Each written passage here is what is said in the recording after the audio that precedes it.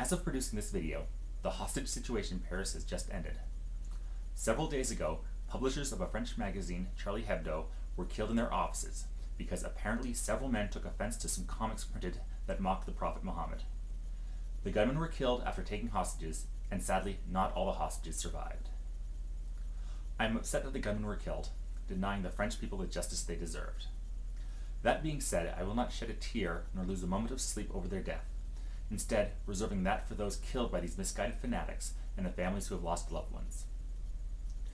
There are several figures out there who have said things that I find frankly insulting and dangerous, but however much I criticize or take offense to their words, I would never call for their death. Free speech says you can say anything, not just say things that don't offend others. I would rather live in a world where people are free to say the things that I disagree with than everyone be forced to say only things to which I concur. And why do mere humans have to go out and do God's killing for him? In the good old days, when one of God's golden boys is mocked for looking silly, he was able to deal with it himself and sent a few dozen bears to take care of those meddling kids. If these cartoons were really that upsetting to any supernatural being, I would assume a swarm of rabid badgers or something would have swept into the offices long before any gunman could have shown up. The response to calling for violence due to some offensive, racist, and frankly unfunny comics was completely unjustified.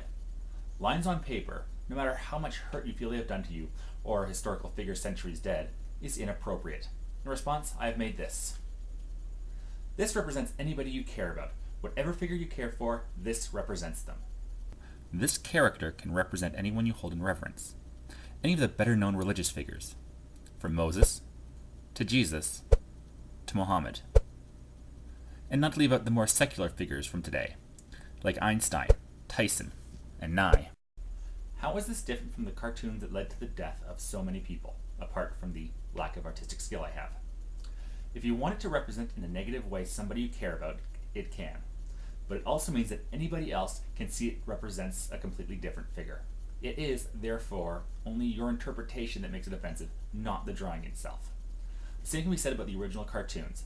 The offense taken was through interpretations. Even if they were designed to be distasteful, the issue of response is with you, not the cartoons themselves.